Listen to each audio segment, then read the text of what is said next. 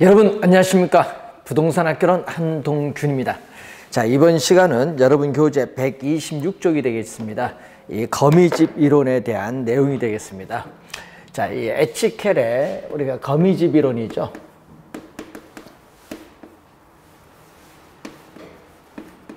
자, 에치켈의 이 거미집 이론에 대한 그러한 내용입니다. 자, 문제는 이 거미집 이론은 모든 시장에 적용되는 것이 아니라 우리는 공급에 시차가 있는 농축산물 시장이라든지 이 건축물 시장에 적용을 하죠. 자, 농축산물 시장이나 이 건축물 시장에 적용을 하는데 이 공급에 뭐죠? 시차가 있다는 얘기죠. 생산 기간이 오래 걸린다. 예. 이 생산 기간이 장기간 소요되죠. 예, 그래서 공급에 시차가 있습니다. 그래서 여러분이 32회, 31회, 29회 우리 출제를 했었죠. 그래서 상당히 이제 별표 한 2개 정도, 우리 2년 연속 출제되기 때문에 별표 한 2개 정도 한번 보도록 하겠습니다. 33회 시험에는 자, 이 거미집 이론에 있어서 우리가 불균형, 이 불균형은 수요량과 공급량이 서로 같지 않은 걸 얘기하죠. 수요량과 공급량이 서로 같지 않습니다. 이 불균형 상태가 수요량과 공급량이 서로 같다. 균형 상태, 균형 상태로 우리가 조정되는 과정을 우리는 시간이 경과함에 따라 어떻게 변화하는가, 이 동태, 시간이 경과함에 따라 우리는 변화하는 것을 분석을 합니다. 동태적으로 우리가 분석한 모형이 거미집 이론이 되겠습니다. 자, 그래서 이 거미집 이론은 가정이 있죠. 이 가정을 보시면은 우리가 22년도의 수요량은 2020년도의 가격에 뭐 영향을 받는다는 얘기고, 2022년도의 공급량은 그 전기 2021년도에 가격에 영향을 받죠. 이 공급에 뭐가 존재한다? 시차가 있죠. 그래서 한 해는 가격이 폭등, 그 다음에는 폭락, 폭등, 폭락이 주기적으로 발생하는 것은 수요와 공급 사이의 시간적 갭, 시차가 존재하고 있기 때문에 나타나는 형상이죠. 자, 그러면은 이러한 거미집 이론에 우리가 유형을 보면은 우선 수렴형이 나오죠. 자, 이 수렴형은 안정적 균형이기 때문에 우리 거미집 이론 출제할 때마다 출제를 하죠. 자, 안정적인 균형이기 때문에 수렴형은 출제할 때마다 출제를 합니다. 자, 그림을 보시면은 이런 형태의 그림이죠. 공급 곡선의 기울기는 이렇게 급해요. 급한 비탄력적이고 수요 곡선은 이렇게 완만한 탄력적이다. 자, 이때 이 불균형이 시간이 경과함에 따라 점점 이 균형 상태로 접근하는데, 이 모양이 꼭 거미가 집을 짓는 것처럼 비슷하다고 해서 거미집이라는 명칭이 붙었습니다. 자, 그래서 이 수렴형 조건을 보시면은 이 수요 곡선의 기울기의 절대값. 자, 이 수요 곡선의 이 기울기의 절대값은 공급 곡선의 기울기의 절대값과 비교하면 어떻게 되냐? 자, 공급 곡선의 기울기 절대값과 비교하면은 어디가 크죠? 우리는 공급 곡선의 기울기 절대값이 크죠. 자, 이것을 탄력성을 보면은 수요의 가격 탄력성, 수요의 가격 탄력성, 공급의 가격 탄력성을 보면은 수요가 완만하니까 탄력적이죠. 그래서 부동호 방향은 이렇게 바뀝니다. 기울기와 탄력성은 서로 역관계에 있다. 이 기울기와 이 탄력성은 서로 어떤 관계에 있다? 역관계에 있다. 기울기와 탄력성은 서로 역관계에 있기 때문에 부동호 방향은 이렇게 바뀐다. 수요의 가격 탄력성의 절대값, 공급의 가격 탄력성의 절대값을 가지고 이렇게 비교를 좀 해두시면 되겠죠. 이 발사는 수렴형의 반대가 되겠죠. 자, 이런 형태가 되겠습니다. 수요 곡선은 기울기가 급하고 공급 곡선은 기울기가 완만한, 자, 이런 형태가 바로 우리는 발산형이죠. 발산형은 뭐와? 우리는 불안정적인 균형이죠. 자, 이렇게 시간이 경과함에 따라 점점 이렇게 밖으로 빠져나가는 발산형인데 수렴형과 반대가 됩니다. 그래서 이 수요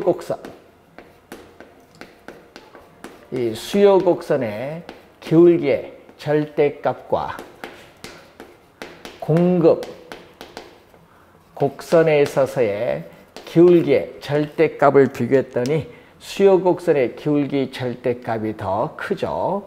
자, 그리고 탄력성, 기울기와 탄력성은 역관계이기 때문에 부동방향 바뀌죠. 자, 수요의 가격, 탄력성의 절대값, 공급의 가격, 탄력성에 있어서의 절대값을 비교했더니 어떻게 돼? 기울기와 탄력성은 또 서로 어떤 관계? 역관계에 있기 때문에 부동 방향이 이렇게 바뀌죠. 자, 그래서 수요가 탄력적일 때는 공급은 상대적으로 비탄력적이기 때문에 수렴형이죠. 수탄수 이렇게 암기해주고, 이 공급이 탄력적이다. 공급이 탄력적일 때는 수요는 상대적으로 비탄력적이죠. 이때는 발산형이죠. 그래서 암기를 하실 때 수탄수 공탄발로 암기해두면 훨씬 우리가 쉽게 우리가 또 구할 수 있습니다. 자, 순환형이 나오죠. 순환형. 자, 순환형이 또 나오는데 순환형은 그림이 이런 형태의 그림이 되겠습니다. 자, 수요 곡선, 우리가 공급 곡선이 주어졌죠. 수요 곡선, 공급 곡선이 주어졌는데, 자, 이 불균형이 시간이 경과함에 점점 이렇게 가는 거죠. 그래서 이렇게 계속 반복되는 이 그림이 순환형이죠. 자, 이 순환형일 때는 이 수요 곡선에 있어서의 기울기의 절대값과 공급 곡선의 기울기 절대값이 서로 같을 때죠. 수요 곡선의 기울기 절대값, 공급 곡선의 기울기 절대값이 서로 같을 때고, 또는 수요의 가격, 탄력성에 있어서의 절대값과 또 공급의 가격, 탄력성의 절대값이 서로 우리가 같을 때 우리는 순환형이라는 것을 기억을 좀 해두시고, 시험 문제에 우리 거미집으로 나오면 이 거미집 모형의 유형이 우리가 계속 출제를 하는 그러한 내용이 되겠습니다. 자, 그 내용을 이제 여러분 교재 128페이지에 거기 나와 있기 때문에 한번 잘 확인 한번 해보시기 바라고요.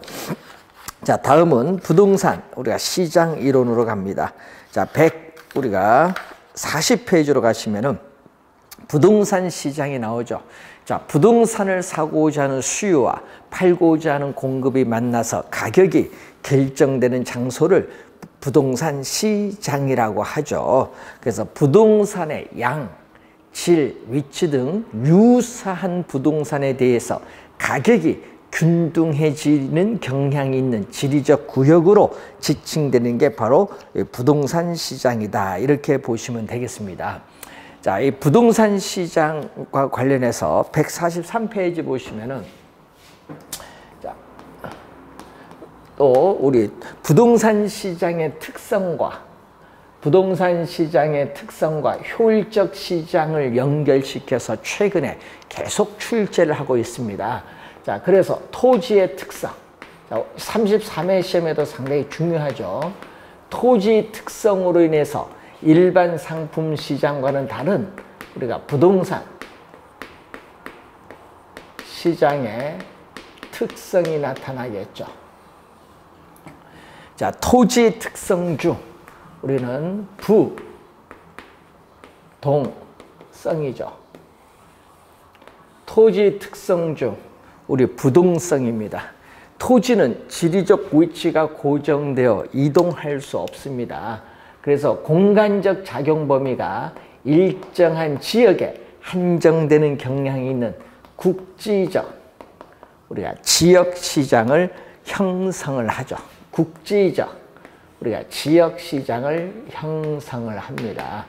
자, 그렇기 때문에 부동산의 위치는 현장에 가서 확인을 해야 되는 우리가 임장 활동화가 상당히 중요한 그러한 내용이 되겠고, 자, 우선 부동산에 있어서 우리가 용도에 있어서 자, 전체 부동산 시장을 우리가 마켓이라고 한다면, 예를 들어서 용도에 따라 우리는 주거용 부동산 시장, 상업용 부동산 시장, 공업용 부동산 시장으로 나누는데, 이 각각의 이 시장을 우리는 서브라고 하죠. 이 마켓보다 한 단계 낮다. 서브 마켓이라고 해요. 이 서브 마켓을 번역을 부분 또는 하위 시장이라고 번역을 해요. 부분 하위 시장이라고 번역을 합니다. 그래서 부동산에 있어서의 용도별, 우리는 권리 형태별,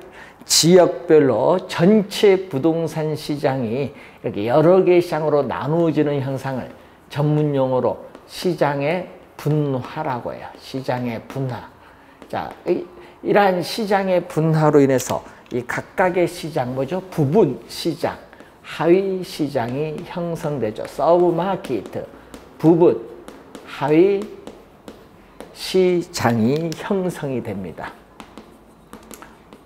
자, 그리고 예를 들어서 우리는 부동산 시장을 전세 시장과 매매 시장으로 나눌 경우에, 이 전세 시장에서 우리 전세 수요는 많은데 공급은 부족해져. 이렇게 경우에 따라서는 부분 시장별로 시장의 불균형을 초래할 수도 있습니다. 자, 여러분 교재 143페이지에 우에서 한 8번째 보시면은 우리가 부분 시장이 형성되며 이 부분 시장별로 불균형이 초래된다. 밑줄.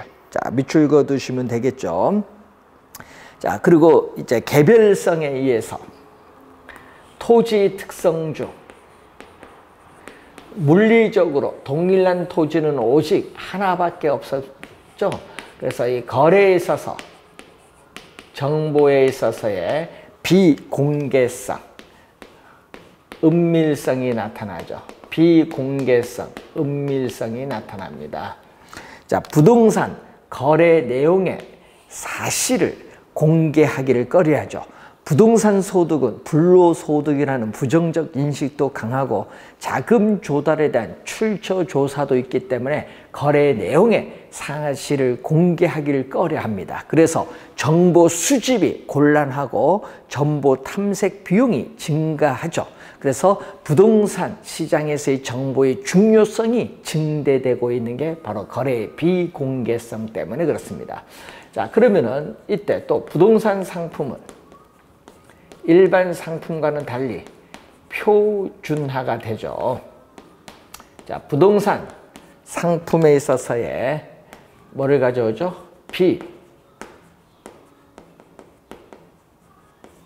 표준화를 가져오죠. 표준화가 어렵다. 표준화가 어렵다는 거죠. 부동산 상품에 비표준화를 우선 가져다 준다는 그러한 내용입니다. 그래서 우리가 일물, 일가의 법칙이 적용되지 않습니다.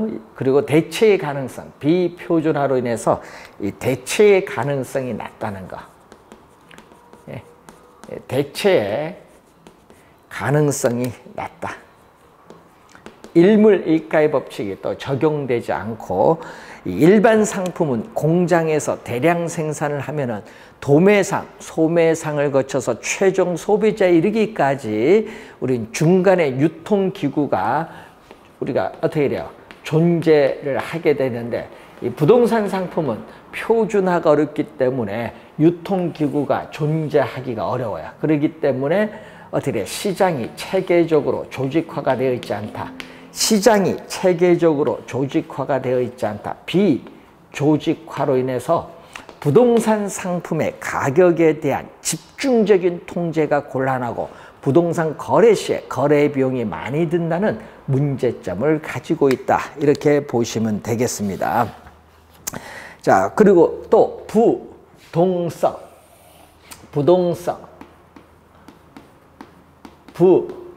부증성, 개별성, 영속성 등에 의해서 부동산에 대한 수요가 증가하더라도 바로 즉시 우리는 공급을 늘려줄 수는 없죠. 수요, 공급 조절에 있어서 곤란을 가져오죠. 그래서 공급에 시차가 있다는 거죠. 공급의 시차. 자, 이 공급의 이 시차로 인해서 단기적으로 또 시험에 많이 나오죠. 우리는 부동산 시장에서의 부동산 가격의 왜곡을 발생시킬 가능성, 부동산 시장에서의 부동산 가격의 왜곡을 발생시킬 가능성이 높다는 그러한 내용이 되겠습니다.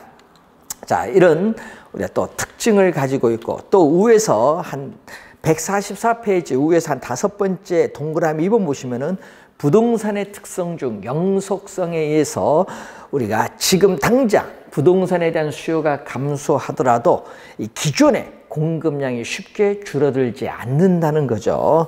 자, 그런 것을 또 염두에 좀 두시면 되겠고, 또 이 가격이 또 일반 상품에 비해서 부동산 상품은 가격이 비싸요.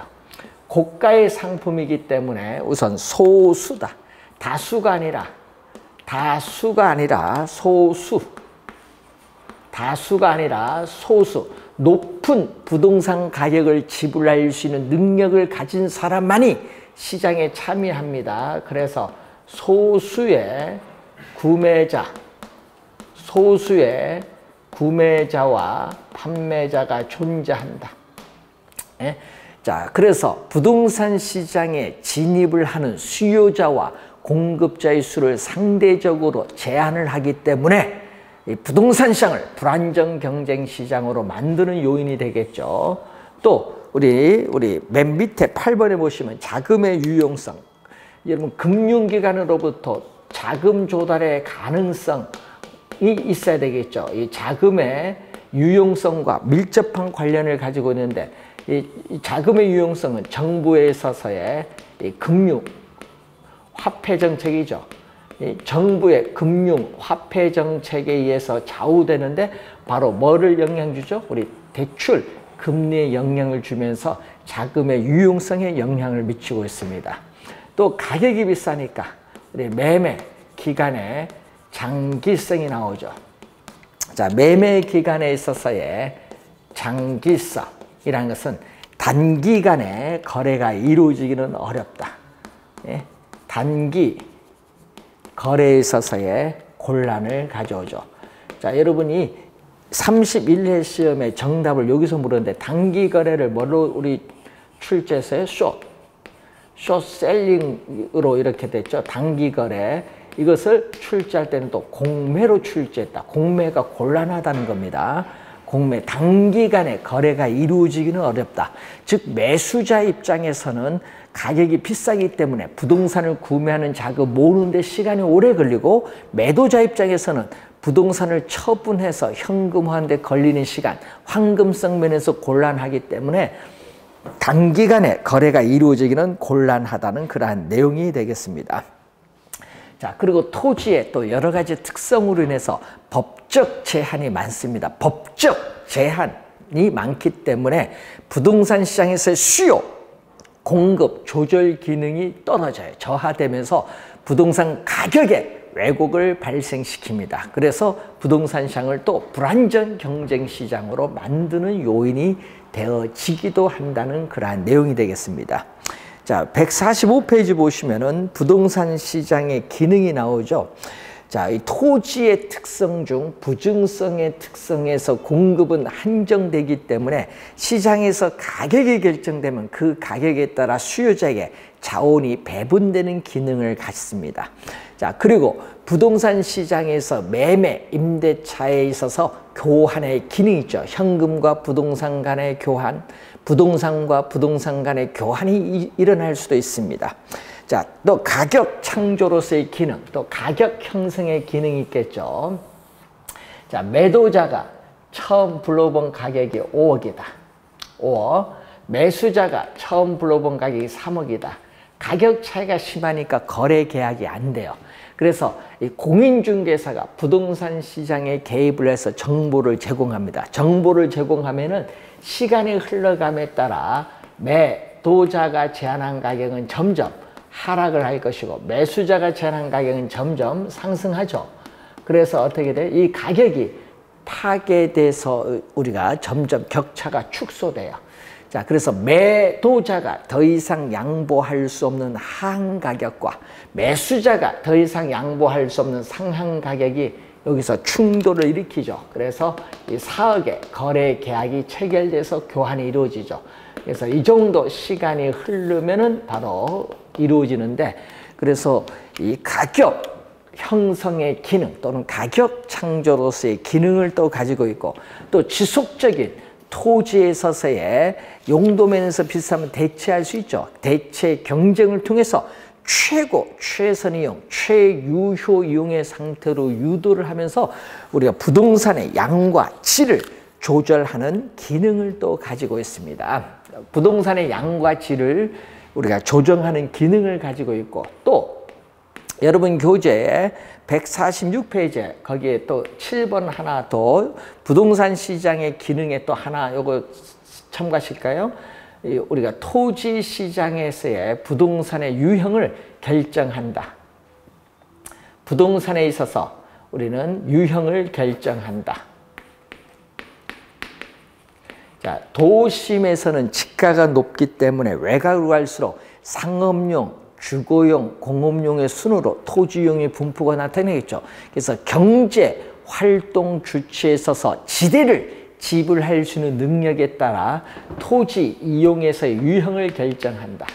자, 토지 이용에서의 유형을 결정하는 기능을 또 가지고 있다. 토지 이용에서의 유형을 결정하는 기능을 가지고 있다. 이 경제 주체에 있어서 이 경제 주체에 있어서의 지대를, 토지를 이용한 대가가 지대죠. 지대를 지불할 수 있는 능력에 따라 토지 이용의 유형을 결정하는 기능도 하나 가지고 있다. 이렇게 보시면 되겠습니다. 자, 다음은 146페이지 밑에 효율적 시장 밑에서 네 번째 나오죠. 시장에 새로운 정보가 유입이 됐을 경우에 즉각적으로 시간에 지체 없이 시장 가치에 반영되는 시장을 효율적 시장이라고 합니다.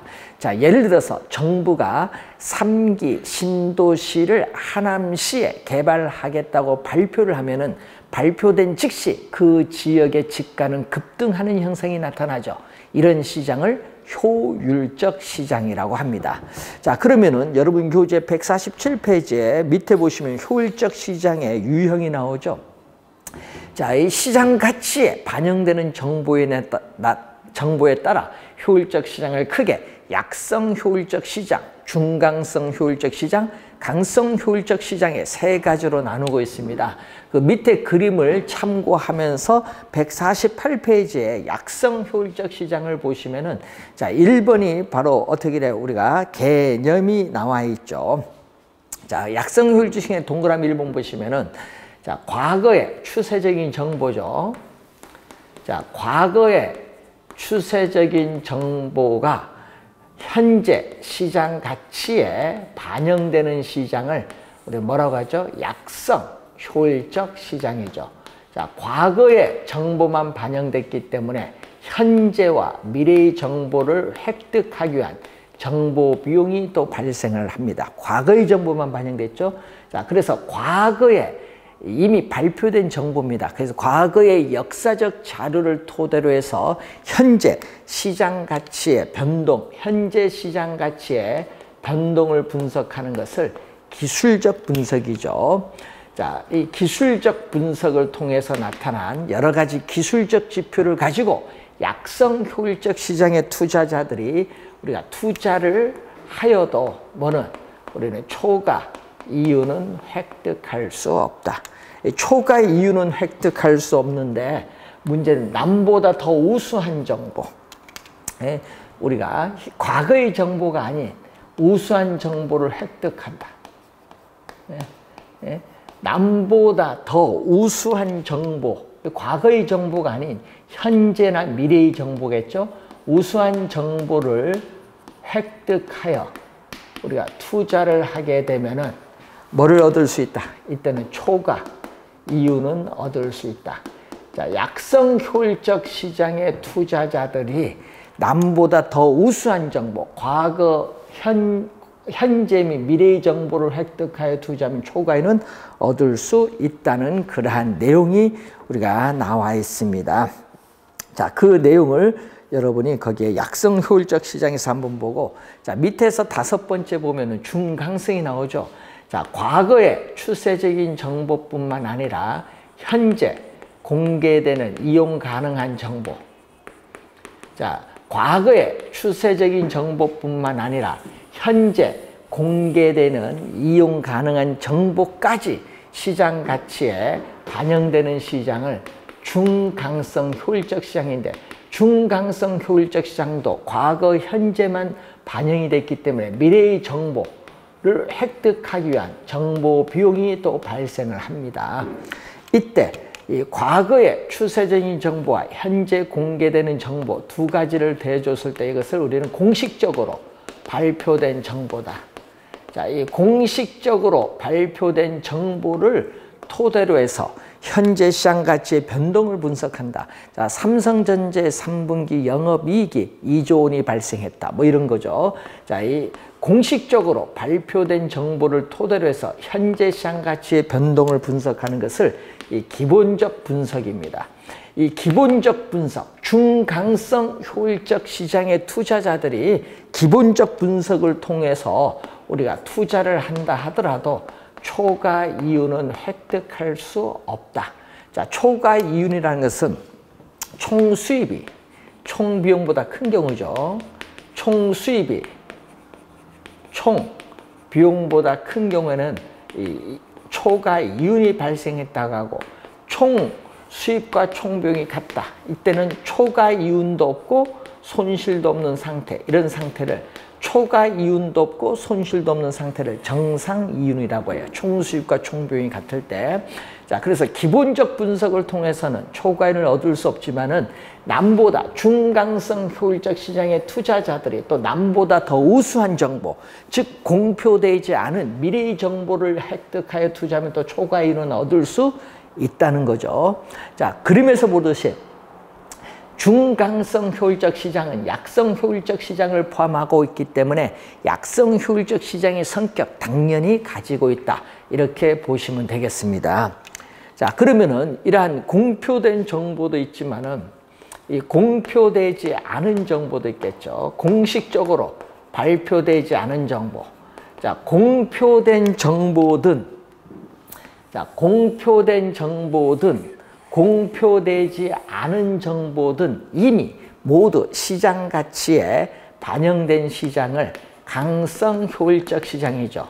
그래서 과거, 현재, 미래 모든 정보가 이미 시장 가치에 반영됐기 때문에 정보를 획득하기 위한 비용은 존재하지 않습니다.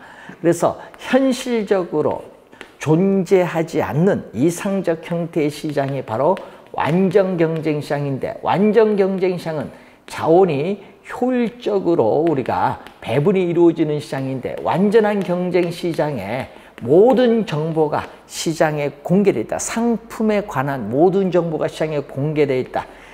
이게 완전한 정보라는 가정.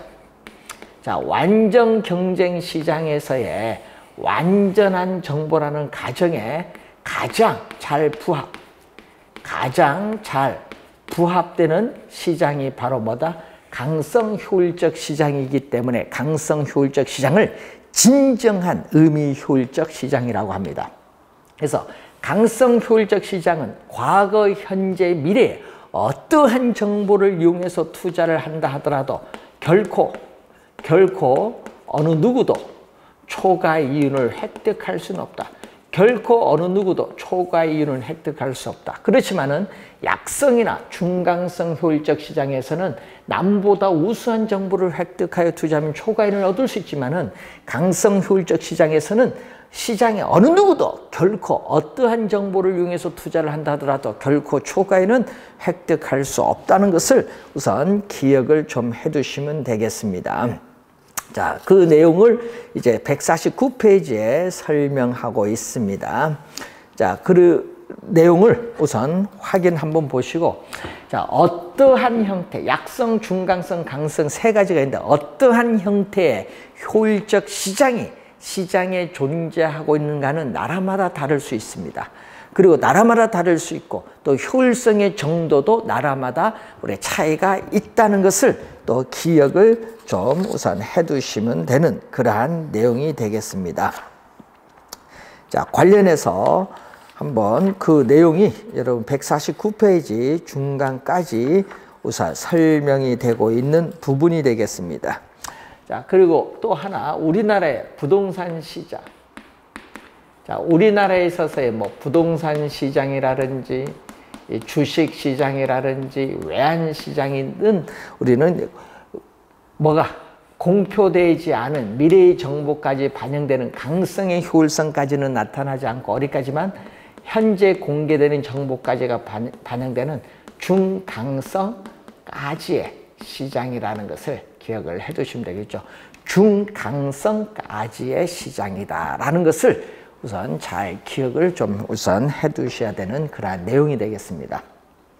자, 이 효율적 시장 관련해서 여러분이 이 부동산 시장의 특성, 토지 특성에 따르는 부동산 시장의 특성, 그리고 또 이 효율적 시장이죠. 이 효율적 우리 시장 이론과 관련해서 요 세 개를 또 중요하죠. 요 두 개를 묶어서 자주 출제하는데 31회 시험은 묶어서 출제했고 32회는 요 효율적 시장 요 유형에서 또 출제를 했습니다. 그래서 하여튼 올해도 33회 시험에도 또 상당히 중요한 단원이다 이렇게 보시면 되겠습니다. 자, 그래서 우선 149페이지까지 설명을 했고 다음 시간에는 할당 효율적 시장에 대해서 살펴보도록 하겠습니다.